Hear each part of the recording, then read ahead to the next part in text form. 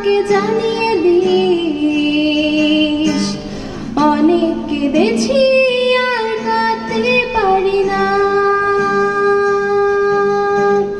10 মাস 10 দিন ধরে গর্ভে ধারণ, কষ্টের তীব্রতায় করেছে আমায় লালন। হঠাৎ কোথায় না বলে হারিয়ে গেল, জন্মান্তরের বাঁধন কোথা হারালো। সবাই বলে ওই আকাশে লুকিয়ে আছে,